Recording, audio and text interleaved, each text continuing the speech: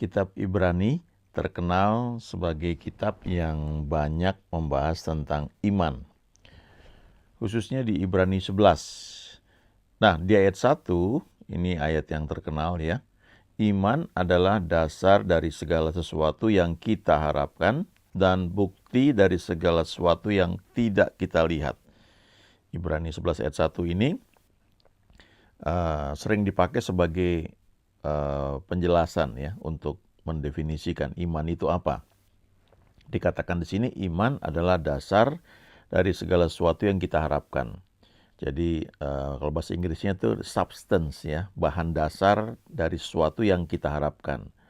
Nah, yang perlu kita ingat di sini ada pengharapan ya, kadang-kadang kita lupa ya. Jadi iman itu dasarnya dari segala sesuatu yang kita harapkan, yang kita inginkan ya, yang kita butuhkan ya.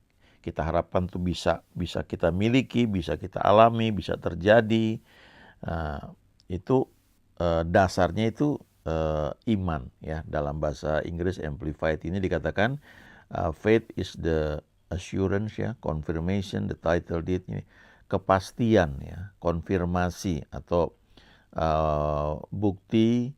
Misalnya kalau saya punya ruko ya, buktinya apa? Rukonya misalnya di Jakarta, saya tinggal di luar kota Jakarta, buktinya apa? Saya punya itu ya, saya punya sertifikatnya ya, saya punya bukti yang ditunjukkan oleh selembar surat itu ya, sertifikat.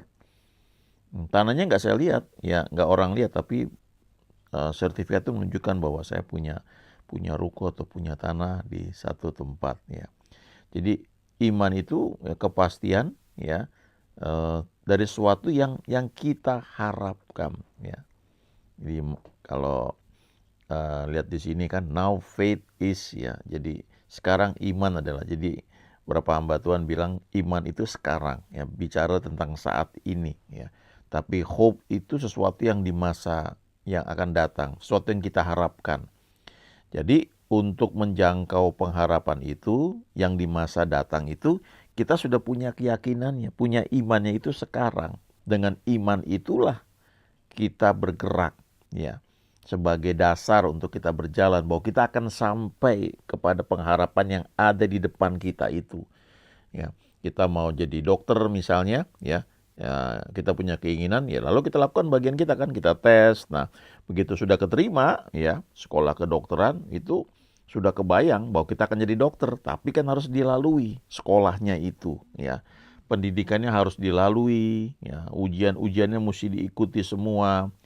Nah, kita punya keyakinan bahwa kita akan jadi dokter. Nah, kita berjalan menuju cita-cita itu, pengharapan itu yang ada di depan kita. Ya, dasarnya adalah kita tahu bahwa ini jalannya menuju ke sana. Keyakinan itu ya, itu yang dikatakan di sini iman itu. Itu dengan dasar itulah kita berjalan. Jadi bukan kita berjalan tanpa pengharapan. Jelas pengharapannya jelas ada di depan ya. Kita menuju satu sasaran ya. Dikatakan juga di sini iman itu menjadi bukti, being the proof of things we do not see ya. Menjadi bukti dari segala sesuatu yang saat ini kita nggak lihat ya.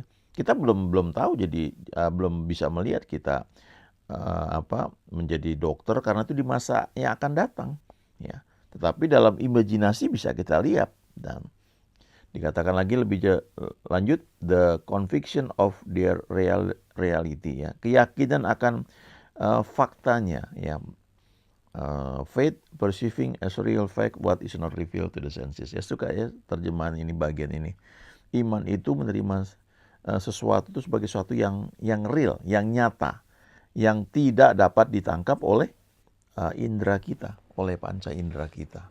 Gitu ya. Nah, tetapi jangan lupa di Ibrani 11 ayat 1 ini tidak hanya bicara soal iman ya, tapi ada pengharapan itu. Jadi kita punya sesuatu yang kita harapkan di depan. Nah, untuk mencapai pengharapan itu, kita berdiri, kita berjalan di atas keyakinan yang kita sebut itu iman. Ya. Sesuatu yang menjadi dasar untuk kita bisa berdiri, bisa kita berjalan. Nah, saya bacakan lagi beberapa ayat ya. Ibrani 6 ayat 9 ya sampai dengan 12, nanti ada ayat lainnya lagi, tapi coba lihat ini dulu. Tetapi hai saudara-saudaraku yang kekasih, sekalipun kami berkata demikian tentang kamu, kami yakin bahwa kamu memiliki sesuatu yang lebih baik yang mengandung keselamatan. Sebab Allah bukan tidak adil sehingga ia lupa akan pekerjaanmu dan kasihmu yang kamu tunjukkan terhadap namanya oleh pelayanan kamu kepada orang-orang kudus yang masih kamu lakukan sampai sekarang. Tetapi kami ingin supaya kamu masing-masing menunjukkan kesungguhan yang sama untuk menjadikan pengharapanmu suatu milik yang pasti sampai pada akhirnya. Agar kamu jangan menjadi lamban, tetapi menjadi penurut-penurut mereka yang oleh iman dan kesabaran mendapat bagian dalam apa yang dijanjikan Allah. Kita lihat di sini di ayat 9 ya, Ibrani 6 ayat 9, Paulus ini ya bilang begini ya, bahwa kami yakin bahwa kamu memiliki sesuatu yang lebih baik yang mengandung keselamatan. Ya, kata keselamatan itu dalam bahasa aslinya soteria ya. Kalau kata kerjanya sozo ya. Ini soteria kata bendanya diterjemahkan juga sebagai kesembuhan ya, pemulihan, kesehatan ya, promosi ya, disempurnakan ya. Artinya sesuatu yang bukan hanya keselamatan dalam arti nanti bersama Tuhan di surga, tapi di dunia ini juga ya. Jadi Paulus ini ya banyak yang percaya bahwa kitab Ibrani ini Paulus yang tulis ya. Dia bilang bahwa kami ingin ya, kami kasih tahu ya, kami yakin bahwa kamu ini punya sesuatu yang lebih baik. Lalu dia kasih tahu ayat 7 ini ya. Sebab Allah bukan tidak adil sehingga ia lupakan pekerjaanmu dan kasihmu yang kamu tunjukkan terhadap namanya oleh pelayanan kamu kepada orang-orang kudus yang masih kamu lakukan sampai sekarang. Jadi mau dikatakan bahwa ini orang-orang di surat kepada orang Ibrani ini menunjukkan bahwa mereka ini ya, mereka sungguh-sungguh ya, mereka melayani Tuhan, mereka tunjukkan kasih mereka kepada Tuhan ini lewat pelayanan yang mereka lakukan pada orang-orang kudus ya. Mendukung pelayanan orang-orang yang ya bukan hanya full timer, tapi orang-orang mungkin seperti Paulus yang memang memberitakan Injil ya. Dan Paulus ini mau bilang bahwa kamu jangan lupa ya, kamu harus tahu bahwa Tuhan itu perhatikan yang kamu lakukan itu buat orang-orang kudus. Kamu gak akan hilang upahnya. Kamu ini punya sesuatu yang lebih baik. Yang kamu lakukan itu ya, itu menunjukkan bahwa kamu mengasihi Tuhan. Dan Tuhan janji untuk tidak hanya nanti kamu bersama dengan Dia di surga, tapi di muka bumi ini juga. Dia mau memberkati kamu, Dia mau menyembuhkan kamu, Dia mau kamu menikmati semua apa yang Dia janjikan. Lalu di ayat 11 dikatakan di sini, tetapi kami ingin supaya kamu masing-masing menunjukkan kesungguhan yang sama. Ya. Kesungguhan yang kamu lakukan dalam pekerjaan, dalam pelayanan, dalam membantu orang-orang kudus ya. Biar kamu juga tetap sungguh-sungguh supaya pengharapanmu itu sesuatu yang kamu rindukan, kamu inginkan, kamu butuhkan itu menjadi satu milik yang pasti ya, terrealisasi gitu. Jadi sementara kalau saya ambil tadi contoh sedang kuliah kedokteran akan menjadi dokter ya. Sementara kamu melayani ya di mungkin di gereja ya atau di kampus, kamu mungkin ya melayani ya, tapi jangan sampai kamu lupa. Kamu kan sekolah kedokteran, kamu akan jadi dokter, ya itu kerinduan kamu ya. Itu kamu sungguh-sungguh juga di situ karena nanti kamu akan menikmati, kamu akan menjadi dokter ya atau menjadi apa yang kamu rindukan itu. Kamu perlu sungguh-sungguh supaya pengharapan itu nanti akan terwujud ya sementara kamu tetap melayani. Lalu ayat 12, agar kamu jangan menjadi lamban, tetapi menjadi penurut-penurut mereka yang oleh iman dan kesabaran mendapat bagian dalam apa yang dijanjikan Allah. Jadi iman itu sebagai dasar dari segala sesuatu yang kita harapkan. Ya, kita punya pengharapan di masa depan, kita punya kerinduan, kita punya kebutuhan ya untuk tahu anak-anak kita misalnya ya. Nah, kita percaya bahwa itu akan terwujud. Tapi itu kan di masa depan. Di masa sekarang ini kita sudah dapat keyakinan itu, kita dapatkan iman itu ya.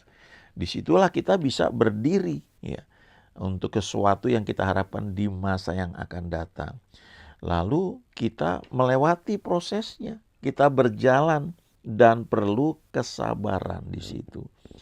Ya, dan Tuhan yang bagikan kesabaran ini bukan berarti kita pasif ya, tidur-tiduran aja sabar ya gitu ya.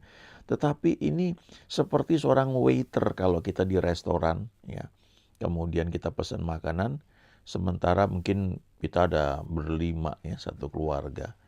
Nah, waiternya tuh dengan sabar menunggu, apalagi ya, pesan apa ya dicatat ya.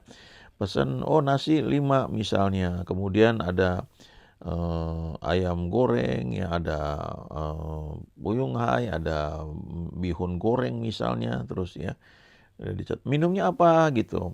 Minumnya teh hangat semua. Oke, 5 teh hangat dia catat terus ya.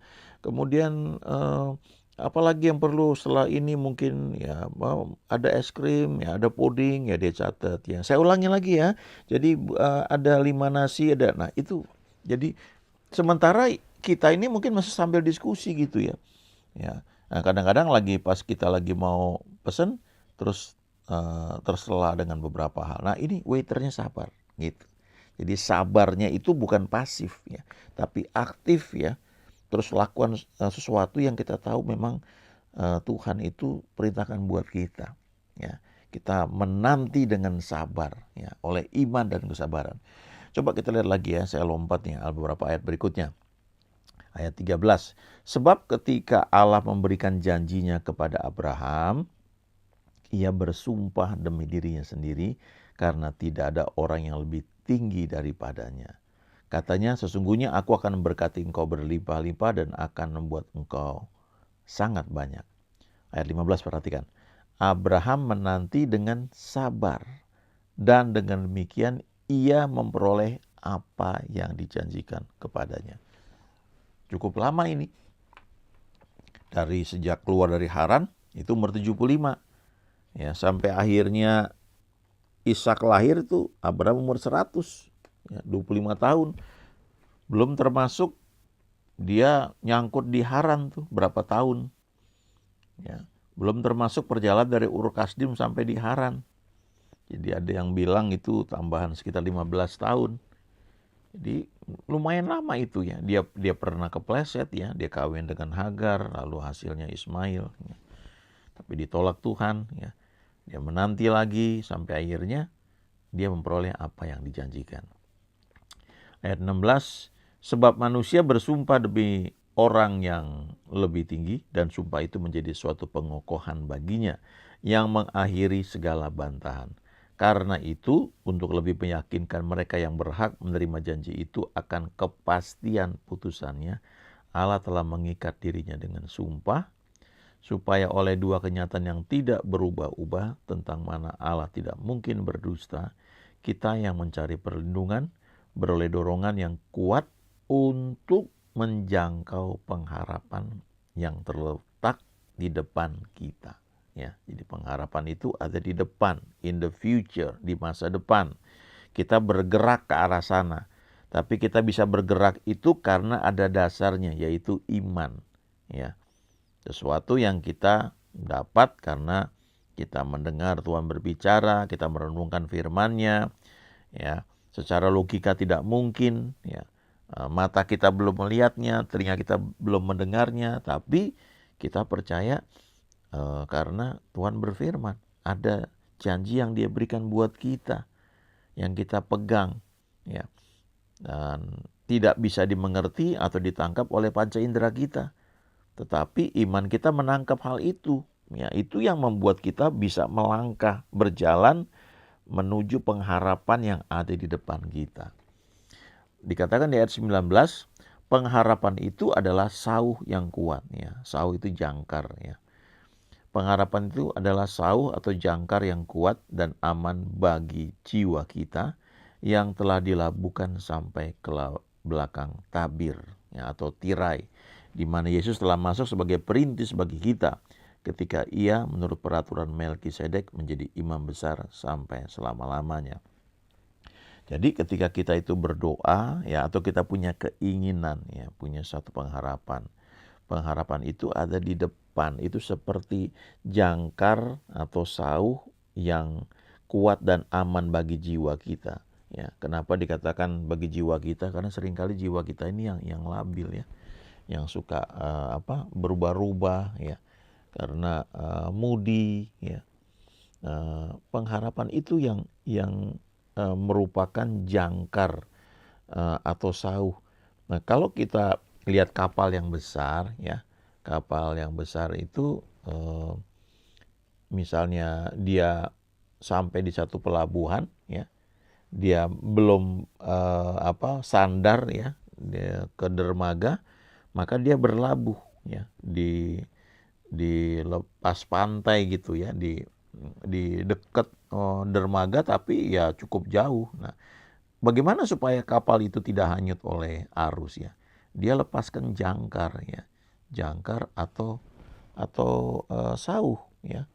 Nah, itu jangkar itu terdiri dari terbangun dari besi yang kuat, yang berat sekali, yang ketika dilepaskan ke bawah itu dia akan menancap di dasar laut, lalu bentuknya sedemikian rupa sehingga kalau kapal itu mau bergerak, jangkar itu akan tertancap lebih dalam di dasar laut, sehingga kapal itu praktis gak kemana-mana karena terikat oleh rantai yang ujungnya tuh ada jangkar atau sauh yang menancap di dasar lautan, ya. Jadi sementara kita berharap segala sesuatu, ya, yang kita doakan, kita inginkan ada dasar firman-Nya, tapi kita perlu sasaran, ya. Sasaran itu adalah pengharapan yang kita taruh di depan itu. Dan dikatakan di sini pengharapan itu adalah sauh yang kuat dan aman bagi jiwa kita yang telah dilabuhkan sampai ke belakang tabir, di mana Yesus telah masuk sebagai perintis bagi kita, ya, di balik tirai, ya, di ruang Maha Kudus, ya, ketika dia masuk dan dia membuat kita layak untuk bisa masuk ke ruang Maha Kudus setelah tirai itu terbelah dua, ya, waktu dia mati di kayu salib. Jadi kita bisa datang ke sana, ya. Nah, kita bisa percaya bahwa dia itu menjadi jaminan untuk apa yang kita harapkan dalam doa, ya. Tapi memang perlu kesabaran, ya, perlu sabar, ya. Seperti saya katakan tadi, sabar itu bukan berarti pasif. Sementara nunggu kita hidup semaunya, ya, nggak seperti itu, ya. Kita berdoa tapi kadang-kadang on off, ya, kurang tekun, ya. Kadang-kadang diperlukan puasa misalnya, ya.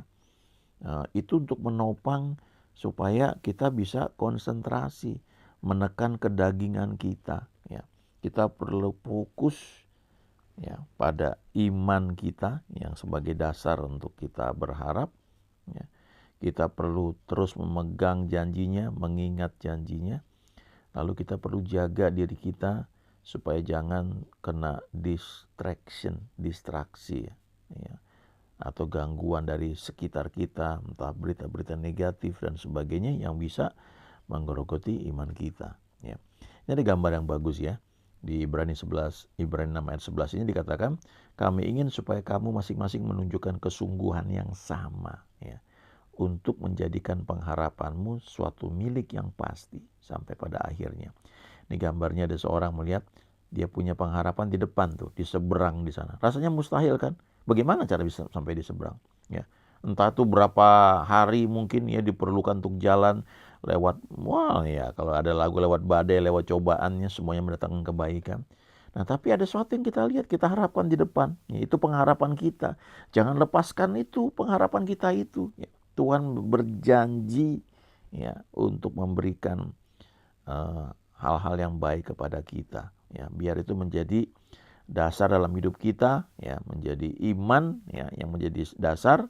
Tetapi jangan lupa pengharapan kita itu yang ada di depan kita, ya. God is good all the time. Amin.